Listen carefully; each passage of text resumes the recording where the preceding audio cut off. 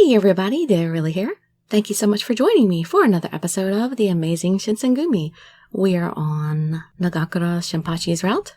On Chapter 6, I'm the leader of the Shinsengumi first and a human second. Oh, well, I hope you watched the last chapter because things got spicy and we've been upgraded from pet to lover. Yay! But it's going to have to be a secret because apparently in this route, the Shinsengumi are not supposed to fall in love. Huh. Well, let's see where Chapter 6 takes us.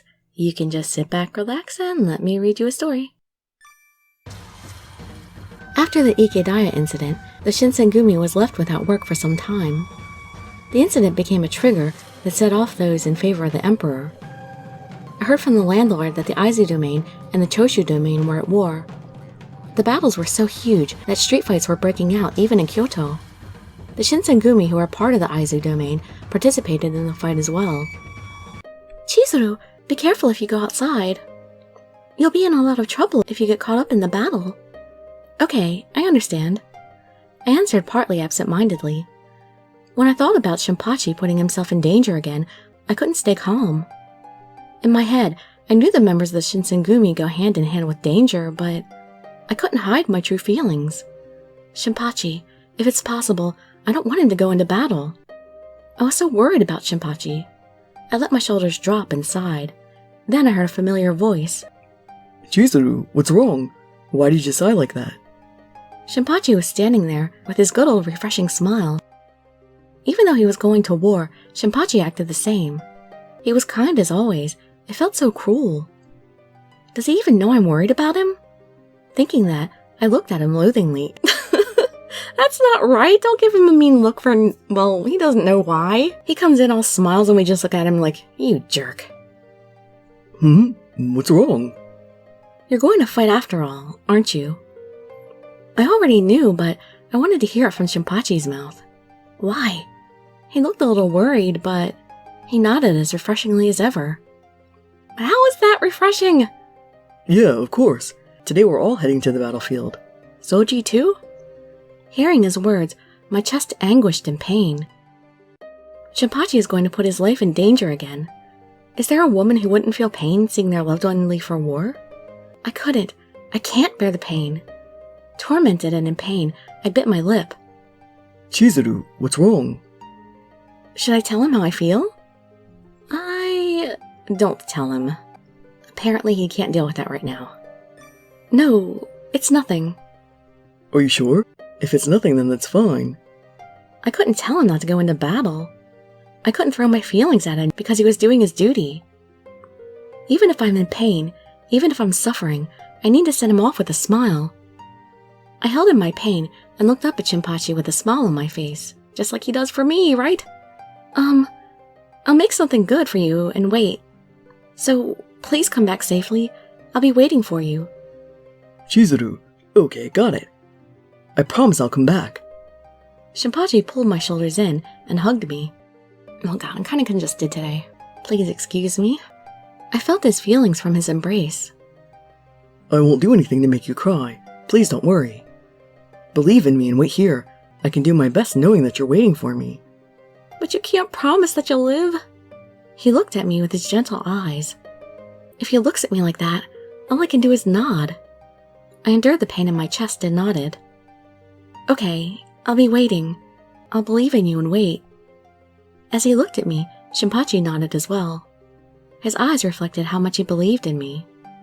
I wondered if Shinpachi would think of me even in battle. If he did, then I had to believe in him and wait for his return. I held in my tears and hugged Shinpachi with all my might. That happened before the Shinsengumi left for battle. Isami came to visit Shinpachi and entered his quarters. I bought tea for them and tried to enter Shinpachi's room. When I put my hand on the door... I'm against it. Shinpachi's rough voice echoed in the hallway. My hand stopped. Shinpachi? Even though there was a door between us, I could feel the tension in the air. If we use cannons, Kyoto will be burned to the ground. We might end up killing hundreds of civilians. Do you understand that simple fact? I do. Well, you understand that, but you're still going to order me to fire cannons? There are too many Choshu soldiers this time. We can't afford to cross swords with them. We can't fight like we always have. Please understand. Fires might break out in Kyoto because of the cannons, but this is to protect the country. That's stupid. I won't be swayed by those words. Well, I guess he's going to do it without Shinpachi's say-so. From the conversation, I gathered that Isami ordered Shinpachi to use cannons.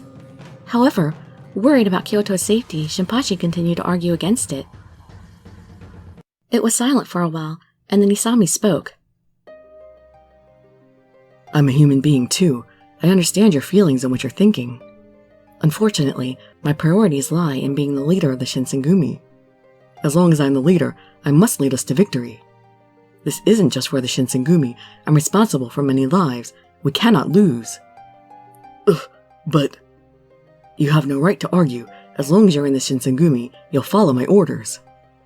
Can he quit? Even though he spoke softly, Isami's words had an unbreakable strength to them. It felt as if each of his words was filled with his resolute beliefs. I couldn't see inside the room, but I imagined Shinpachi with his head low. Shinpachi. It happened as I sympathized for Shinpachi. The door opened right in front of my eyes. Isami was standing in front of me, trying to leave the room. He was taken aback, but soon regained his cool. Then he spoke. Oh, it's you. What did you think after hearing our conversation? I didn't hear it. I was just about to come in and bring you guys tea. I just got here. What? You're a citizen of Kyoto. I want to hear your opinion. Is he talking about how I feel about gaining victory by using cannons in Kyoto? Yeah. I'm sure that's what he's asking. Isami is for the cannons, and Shinpachi is against the cannons. I think you shouldn't use the cannons. I'm gonna take Shinpachi's side. If you say you're protecting the country, then I want you to protect Kyoto as well. If you can't save Kyoto, I don't think you'll be able to protect this country. I don't think you should use the cannons. After hearing my answer, I saw Shinpachi nod in agreement. So, that's your opinion. Got it. Isami kept his words short and left. As I saw him leave, Shinpachi called to me from his room. So, you heard, huh, Chizuru? I'm sorry, I didn't mean to eavesdrop, but I looked at the tea I'd failed to serve them. No, you don't need to apologize. I'm sure you learned more about the Shinsengumi. It's like Captain Kondo said. I had to prioritize being a warrior over my humanity. I had to be a Shinsengumi soldier. But I can't do it. I just don't want to think anything is forgivable just to win a battle. Shinpachi's face was full of distress. I was in pain seeing Shinpachi like that. I wanted to help him, but there was nothing I could do. I felt powerless. Thus, Isami led the Shinsengumi to the battlefield at the Imperial Palace in Kyoto. I saw Shinpachi off and kept watching until I couldn't see him any longer. God, please allow Shinpachi and the Shinsengumi to return home safely. After Shinpachi and the others went to battle, I busied myself with work inside the base. If I didn't, I wouldn't be able to keep my worries at bay. I thought I should tidy up the base, for Shinpachi's and the other soldiers' return. I remember the conversation Shinpachi and I had before he left. I told him I'd make something good and wait. He smiled with such joy when I told him that. Should I make onigiri? Remembering our conversation, I went to buy ingredients for dinner. Don't forget to be careful when you go out. I'll make Shinpachi's favorite. That way he'll be happy when he gets back. Onigiri it is then. I left the base and went to the store. While I chose ingredients for the meal I was going to make, I heard something that sounded like an explosion somewhere far in the distance. What was that sound just now? It was a faint and far-off explosion, but my anxiety started to churn. Was that the sound of cannons firing? In the back of my head, I remembered Isami and Shinpachi's conversation. Did Shinpachi's regiment fire cannons at Kyoto? I was anxious, and my heart beat faster. There's no way Shinpachi would do that. Yeah, well, he's not the only one in the Shinsengumi, unfortunately. Well, fortunately, you wouldn't want him to be the only one. He was so against firing the cannons. I couldn't just stand there, so I ran toward the sound of cannons firing. And what are you going to do? I couldn't calm down unless I saw with my own two eyes that Kyoto was safe. After running for a while, I turned a corner with many stores lined up. I saw the thing I had feared most. Fire! There were crimson flames rising upward. The city I knew so well was in a sea of flames. I saw the scenery I knew so well burn. I stood there dumbfounded. I thought the cannon Shinpachi fired could have caused these flames.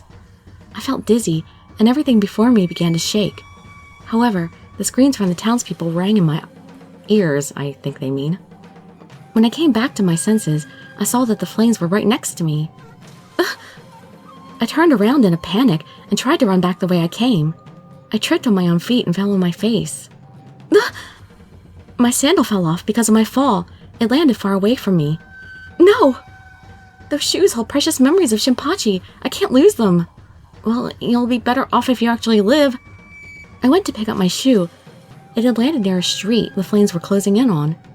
When I picked up my shoe and felt relieved, the flame that was far off were now right in front of me and spreading fast.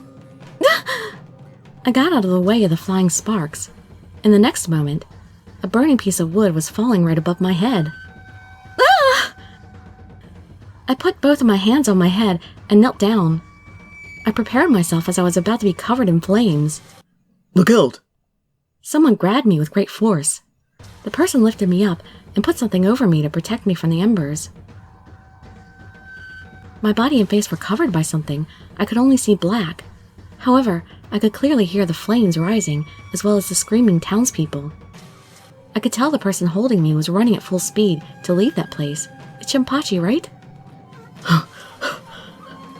I couldn't see him as I was still covered. Nevertheless, I knew who it was. I called the name of the person who saved me. Shinpachi, of course. If I said he saw me, it would be -3. But if I said Soji, it would be 0. Shinpachi? After I called his name, he replied in a warm voice. Yeah. He then took off the cloth that covered me. Is it safe? As he took off the cloth, I saw the scenery of Kyoto that I knew so well. How many times am I going to say I knew so well? The person who saved me looked down at me and worried. Chizuru, are you okay? Shinpachi! Yeah, I'm fine. That's great to hear. After he heard I was fine, Shinpachi slowly let me down. Shinpachi, that fire! I was scared to ask, but I asked him the cause of the fire. That fire wasn't caused by the Shinsengumi. I argued with Captain Kondo until the bitter end. We didn't fire any cannons. Really? The Choshu set the fire as they ran away. The fire is burning Kyoto beyond belief. He said those words with a painful expression on his face. Shinpachi looked mortified. Looking at him, my chest felt like it was being squeezed. I can't let this continue. I have to go back and put out those flames. Chizuru, go back to the base, okay? Oh, Shinpachi! What is it? There was something I had to tell Shinpachi. I love you? What? If I say I love you, it doesn't gain me any points. I had to thank him for saving me. He appreciates a good thanks better than love. Thanks for saving me. I smiled. Shinpachi looked satisfied and grinned. He stroked my cheek. I'm so glad you're safe. Shinpachi started laughing and pet me on the head. Thanks for worrying about me. It's natural to do that. Oh yeah, I feel relieved after cuddling with you like that. Well, it wasn't much of a cuddle, but it's something. Well then, I'm off. Shinpachi went down the street we came from. I prayed for Shinpachi's safety and for the fire to settle down quickly. After Shinpachi saved me from the fire, I went back to the base alone. The landlord was happy I was safe, and I apologized for making her worry. She told me to take a rest as soon as I could. I did as she said and went back to my room to rest. However, when I returned to my room, I felt the stares of the returning soldiers all focused on me. Huh? The soldiers that passed me gave me suspicious looks. What happened to everyone? Did I do something? Feeling anxious, I went to the nearest soldier and... ask him what happened. What happened? I asked the soldier who was staring straight at me. He looked a little panicked and started to shake his head. Nothing really. Even though he said it was nothing, his stare was cold as ice. What? Come on! It was uncomfortable, and I felt depressed. I thought I was overthinking it, but in reality, everyone was acting differently. What's with the passive aggressiveness? Come on, just tell me. I started to feel anxious for some unknown reason. Chapter 7 will be Forgive Me. For what? You said you wouldn't do anything to make me sad. Well, we'll find out in the next episode. Hope to see you there or in some of my other videos. And I'd be so grateful for any likes, comments, subscriptions, or shares with your friends to show some support. Thank you so much for joining me, and I wish you all health, happiness, and safety. Dirili signing out. Bye-bye, everybody.